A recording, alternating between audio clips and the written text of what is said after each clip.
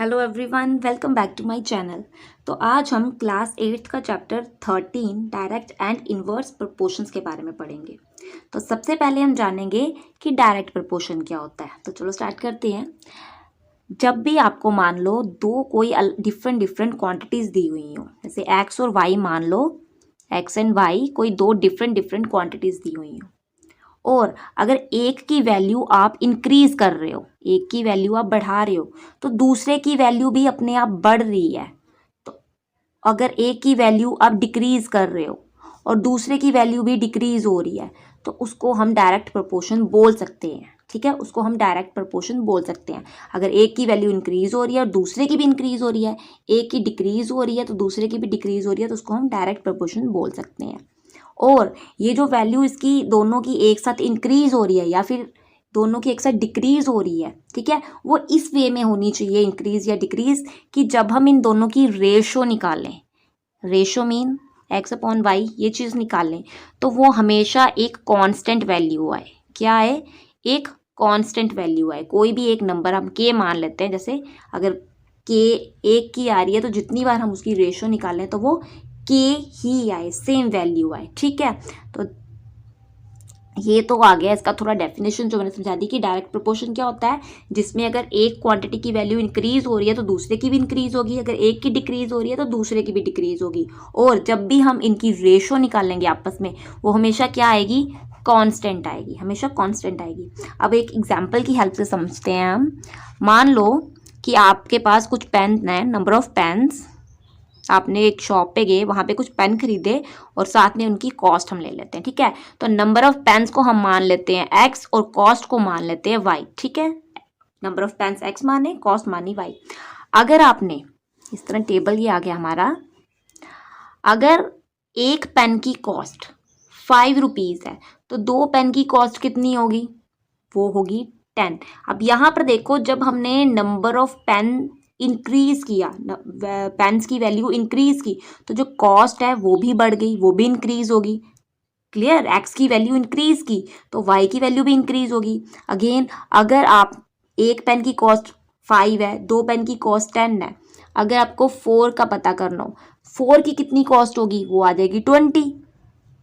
यहाँ पे भी देखो ये वैल्यू इंक्रीज हुई है, तो यहाँ पर भी वैल्यू इंक्रीज हुई है। मीन जैसे जैसे x की वैल्यू हम इंक्रीज कर रहे हैं, वैसे वैसे y की वैल्यू भी इंक्रीज हो रही है। That mean this is a direct proportion.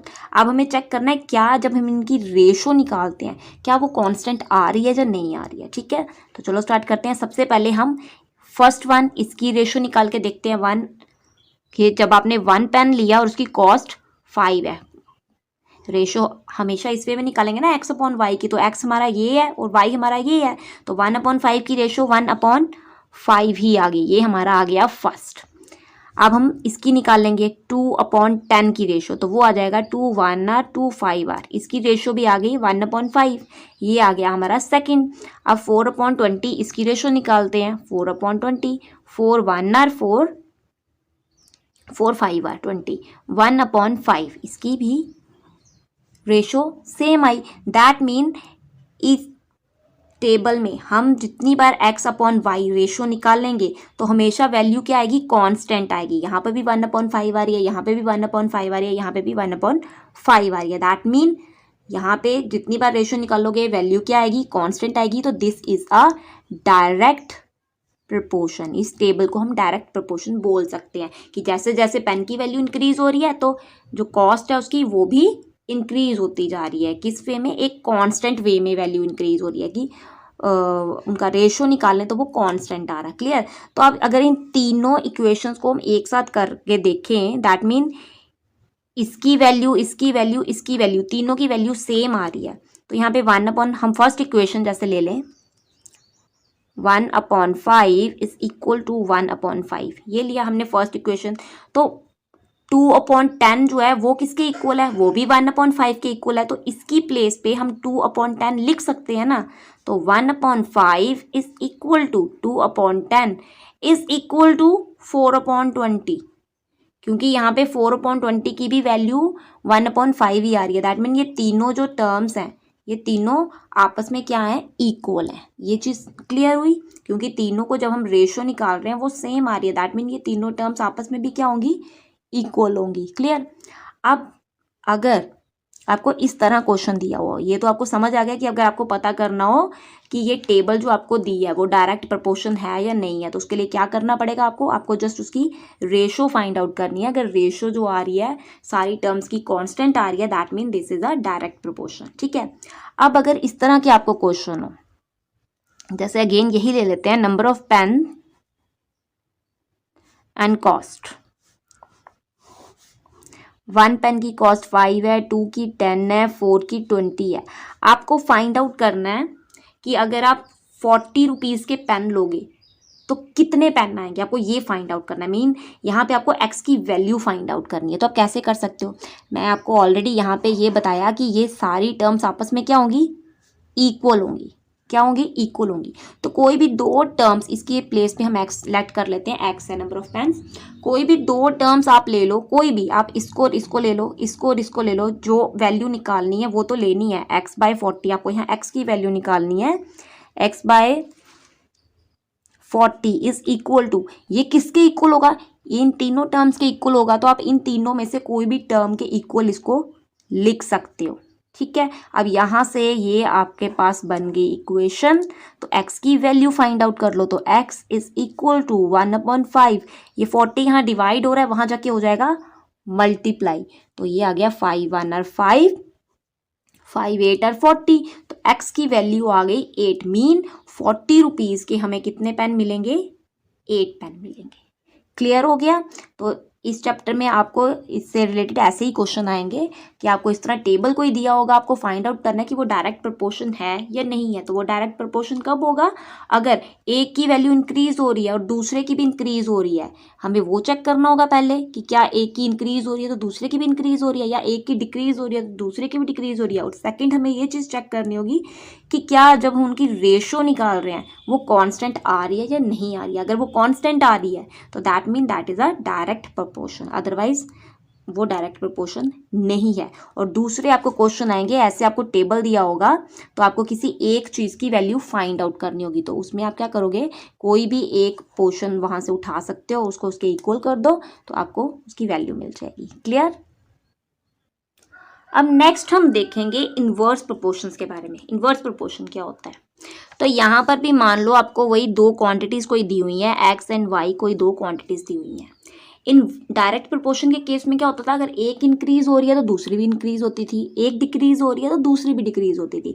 But इस केस में क्या होगा, अगर एक की वैल्यू इंक्रीज हो रही है, बढ़ रही है, तो दूसरे की वैल्यू क्या हो जाएगी, डिक्रीज हो जाएगी। अगर एक की वैल्यू डिक्रीज हो रही है तो दूसरे की वैल्यू क्या हो जाएगी, इंक्रीज हो जाएगी। क्लियर। इन्वर्स प्रोपोर्शन में ये होता है। और डायरेक्ट प्रोपोर्शन में क्या होता था, जब हम इन दोनों की कॉरस्पॉन्डिंग वैल्यूज की रेशो निकालते थे तो हमेशा आपका क्या आता है, रिजल्ट कांस्टेंट आता था। और इन्वर्स प्रोपोर्शन के केस में जब आप इनका मल्टीप्लिकेशन निकालोगे, प्रोडक्ट निकालोगे, x इंटू वाई करोगे, तब आपकी वैल्यू हमेशा क्या आएगी, कांस्टेंट आएगी। क्लियर।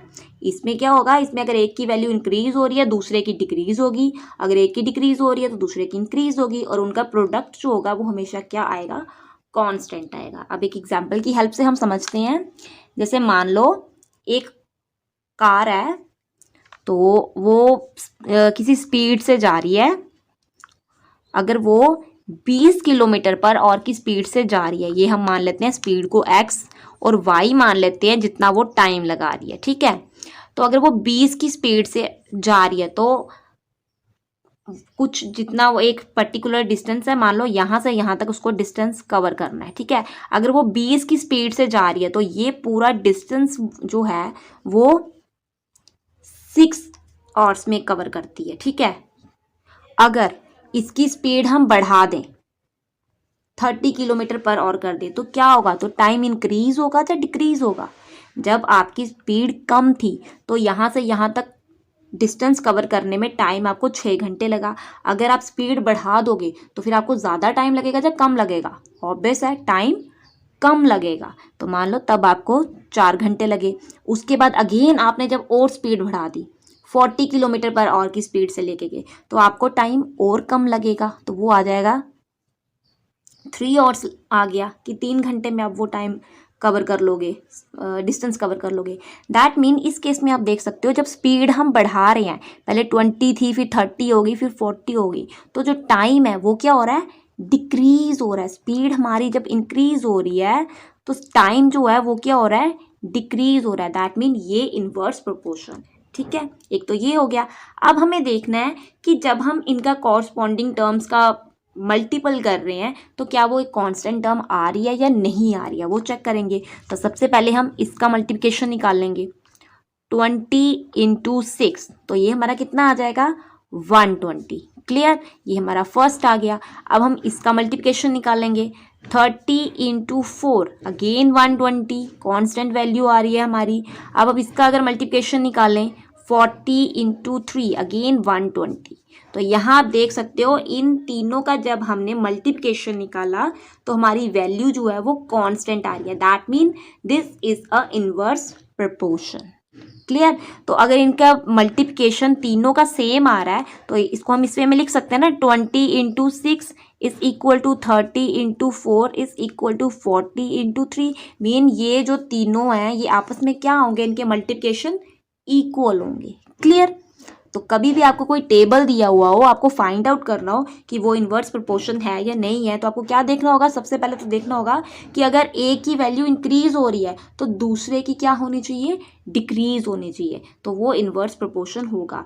और सेकंड आपको क्या चीज़ चेक करनी है कि जब आप उन दोनों टर्म्स का मल्टीप्लिकेशन निकाल रहे हो, एक्स और वाई का मल्टीप्लिकेशन निकाल रहे हो, तो क्या आपकी वैल्यू जो है वो हर टाइम कांस्टेंट आ रही है। अगर कांस्टेंट आ रही है that mean that is a inverse proportion. Okay, अब अगर आपको यहाँ पर ऐसे टेबल दिया हुआ हो, आपको ये सारी वैल्यूज दी हैं और आपको पता करना हो, जैसे 6 घंटे में उसने इतना स्पीड से चल रही है, 4 घंटे में वो 30 किलोमीटर पर आवर की स्पीड से चल रही है, और 3 घंटे में, जब 3 घंटे में उसने डिस्टेंस कवर किया तो वो 40 किलोमीटर पर आवर की स्पीड से चल रही थी। अब आपको फाइंड आउट करना है कि अगर वो 60 किलोमीटर पर आवर की स्पीड से चल रही है वो गाड़ी, तब वो ये पूरा डिस्टेंस कवर करने में कितना टाइम लगाएगी। तब आप कैसे निकालोगे, सेम जैसे पिछला किया था वैसे ही करेंगे, बट यहाँ पे सिर्फ चेंज क्या हो जाएगा, मल्टीप्लिकेशन अब आ जाएगी। अब इन दोनों की मल्टीप्लिकेशन 60 इंटू वाई, वो किसके इक्वल होगा, इन तीनों के इक्वल। कोई भी एक टर्म आप उठा सकते हो, चाहे ये ले लो, चाहे ये ले लो, चाहे ये ले लो। तो हम ये ले लेते हैं 20 इंटू 6 कि 60 इंटू वाई जो है वो किसके इक्वल होगा, 20 इंटू 6 के इक्वल। ये क्लियर हो ना, क्योंकि ये सारी टर्म्स जो हैं वो कांस्टेंट है, उनका मल्टीप्लिकेशन कांस्टेंट है। दैट मीन ये सारी टर्म्स क्या होंगी, इक्वल होंगी। तो यहाँ से हम क्या कर लेंगे, y की वैल्यू निकाल लेंगे। ये आ जाएगा 20 इंटू 60 अपॉन, ये 60 यहाँ पे मल्टीप्लाई हो रहा है, वहाँ जाके क्या हो जाएगा, डिवाइड हो जाएगा। सॉरी, यहाँ पे 6 है, 20 इंटू 6, 20 इंटू 6, तो ये ज़ीरो कैंसिल, 6 और 6 कैंसिल, ये आ गया 2। तो आपका 2 आवर्स में जो है वो डिस्टेंस पूरा कवर करेगी अगर वो 60 किलोमीटर पर आवर की स्पीड से चल रही है। तो क्लियर हुआ कि डायरेक्ट प्रोपोर्शन क्या होते हैं और इनवर्स प्रोपोर्शन क्या होते हैं। डायरेक्ट में अगर एक की वैल्यू बढ़ रही है तो दूसरे की भी बढ़ेगी, और इनवर्स में क्या होता है, ऑपोजिट। अगर एक की बढ़ रही है तो दूसरे की घटेगी, एक की घट रही है तो दूसरे की बढ़ेगी। क्लियर, तो नेक्स्ट वीडियो में हम इनसे रिलेटेड एक्सरसाइज करेंगे। Thank you. आई होप बच्चों आपको वीडियो अच्छी लगी होगी। Please like and subscribe my channel.